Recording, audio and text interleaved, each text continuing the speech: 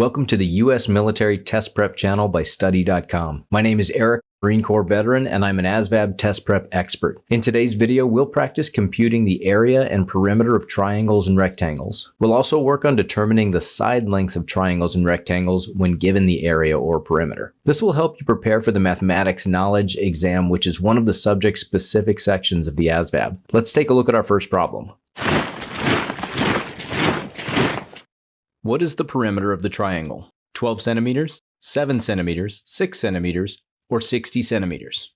All right, this is a simple perimeter problem. We can see one side is 3 centimeters, another side is 4 centimeters, and here's our hypotenuse is 5 centimeters. We know we have a right triangle because this little box in the corner really just denotes to us that this is a right triangle, or it's a 90-degree angle. These other two arcs in the other angles, they really just are denoting that those are angles.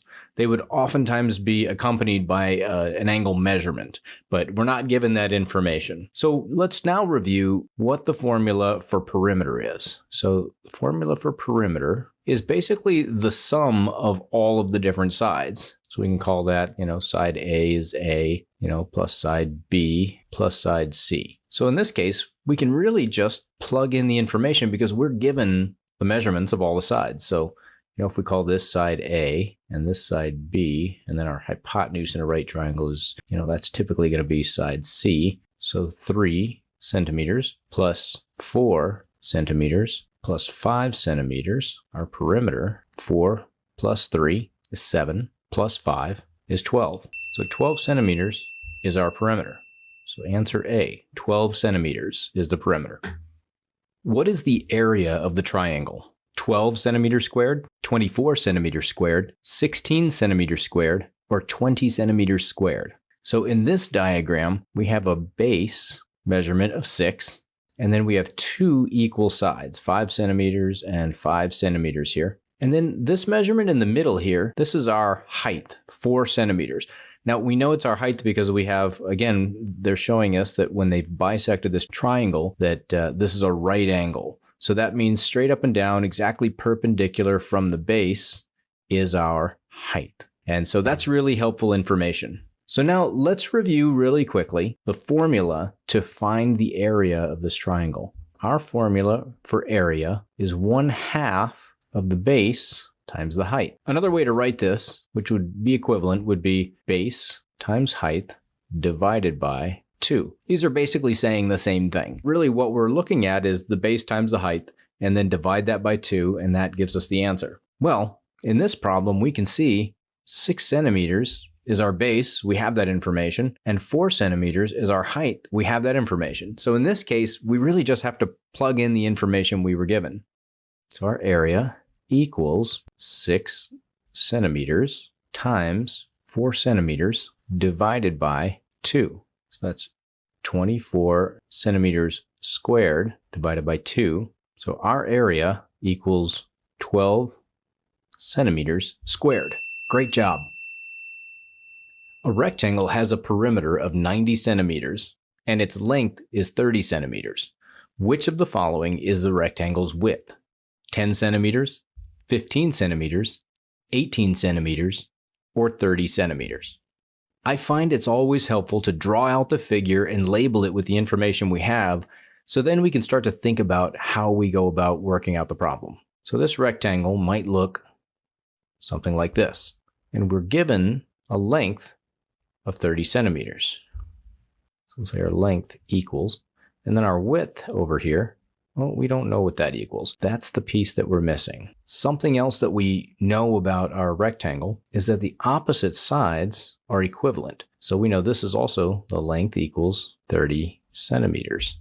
And we know this side here, it'll be the same width. We still don't know what it is quite yet, but we know that it'll be equivalent to the other side. So if we recall our formula for perimeter of a polygon, it's basically adding up all the sides. So it would kind of be like saying it's the length plus the width plus the width. Put another way, perimeter is 2 times the length plus 2 times the width. All right, we're getting somewhere. Let's plug in the information we have. Well, we're given the perimeter right here. So we actually know what the perimeter is in this situation. It's 90 centimeters. equals, and we know what the length is. That's going to be 2 times 30 centimeters plus 2. We still don't have the width yet, so we'll leave that as a variable w. All right, well now let's start to work out the problem. We've got a lot of numbers filled in here, so we've got 90 centimeters is equal to 2 times 30 is 60 centimeters plus 2. All right. Well, let's subtract out this 60 from both sides. So now we have 30 centimeters is equal to 2w. All right. Well, if we divide both sides by 2, we come to 15 centimeters equals w. That equals our width. So our width is 15 centimeters. What is the area of a rectangle that has a length of 13 inches and a width of 5 inches? 18 inches squared, 36 inches squared, 65 inches squared, or 130 inches squared? I always find it's really helpful to draw out the figure just so we can label it with the information we have and get a good understanding of how to work out the problem. Okay, so we have a rectangle. It would look something like this. And we know that the length equals 13 inches and the width equals 5 inches. Great. And because it's a rectangle, we know that this opposite side is also equal to 13 inches, and this opposite width is also equal to 5 inches. So we have the lengths of all 4 sides of our rectangle. Well, let's review our formula for the area of a rectangle is length times width. Well, we were given the length and the width, so really all we have to do in this problem is plug in the numbers. A equals a length of 13 inches times our width of 5 inches. So our area equals 65 inches squared. That's 13 times 5 equals 65 inches squared. So 65 inches squared is our area of the rectangle. Great job.